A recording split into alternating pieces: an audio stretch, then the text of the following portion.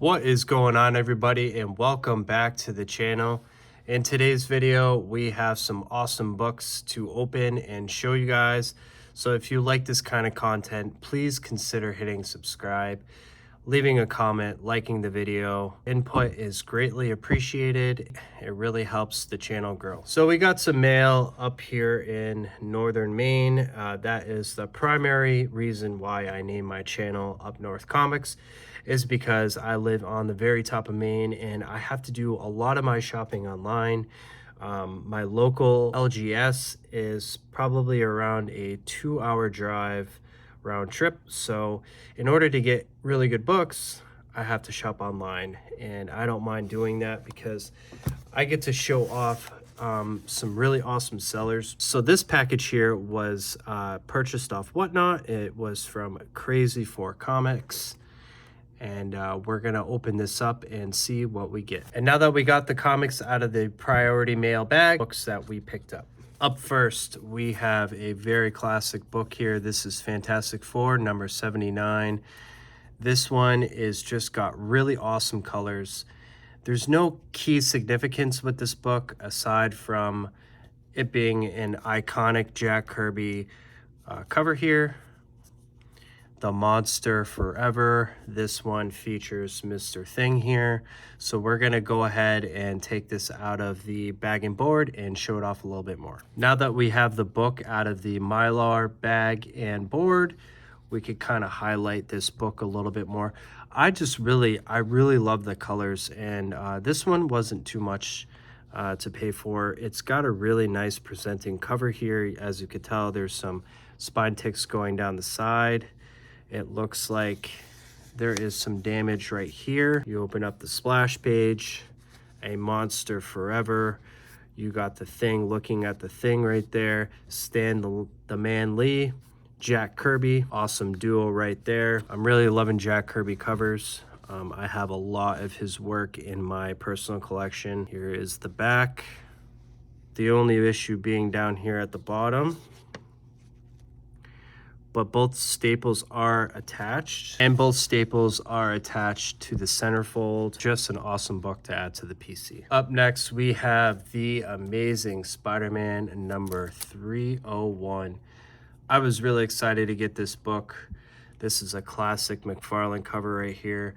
This book came right after number 300, which is a really popular book if you are a Amazing Spider-Man collector. This book was graded at 6.0, so we're gonna take it out of the bag and board so we can examine it a little bit further. And now that we have the book out of the bag and board, we can see that for a book that was published in 1988, it's not in the greatest condition. It's got a lot of spine ticks going down the side here. Staples have some stress. Let's take a look at the back. There is quite a bit of damage back there and just many color breaking folds here. Let's take a look at the interior. For anybody that is a Todd McFarlane fan, this is definitely a book that they want to add to their collection. And I was really excited to get this book in my hands finally. Here is the centerfold. The staples are nice and attached. So overall, with a press and clean, I really think it might be able to bring it out a little bit more, but these issues here are definitely gonna warrant it a very low grade. And the last book from Crazy for Comics, we have Fear number 1, better known as Adventure into Fear. This book came out in 1970. It is what is called a square-bound book. So this is actually the first book that is square-bound that I have in my collection now.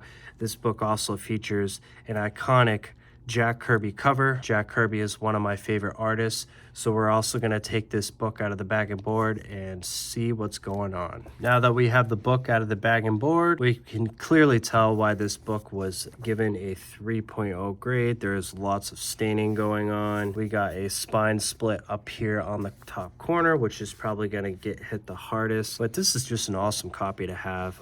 This was kind of like a test run when I was bidding and looking at books on Crazy for Comics on Whatnot. I put in an offer for this book and I got it for a great deal. So I do not have any Fear in my collection or Adventure into Fear.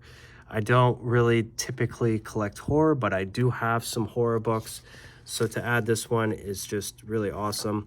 You can tell that the staples here are on the inside instead of the outside. Awesome art in this book. Look at that mummy, guys. That's awesome. Got some nice ads here for Thor and Fantastic Four. This book is also pretty tan, but overall just a really nice presenting cover here. I found Monstrum, the Dweller in the Black Swamp. And last but not least, we got 2 more books to show. These books were purchased from a seller by the name of Movie Man 4-Star. As you can tell, he personalized it here and said, "Thanks, Bruce." Greatly appreciated. Definitely a smaller channel, so we are going to show off these 2 books. Up first, out of this 2-book pickup, nothing special here. This was the Spectacular Spider-Man number 145. It is a newsstand copy. That's pretty much the reason why I picked this book up. No key significance, nothing crazy about this book. It does have a really nice cover, I will give it that.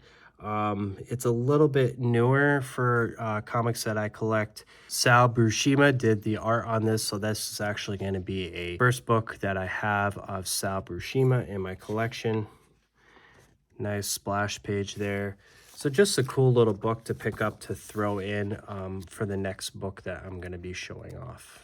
And this book is going to be the final pickup. This is a homage to Nightmare on Elm Street, which is really, really awesome. This is a newer book, so I don't normally collect this kind of thing. I really wanted to show this book off. It really pops. DC Comics Deceased in Gotham. We got Ivy on the cover. We got Batman. That's looking like Freddy Krueger right there. What's not to love about this book, right? It was just really cool. It stood out to me right away, and it's definitely going to look really nice in anyone's collection. And that's going to do it for the video, guys. Thank you again for watching. Your support always is appreciated.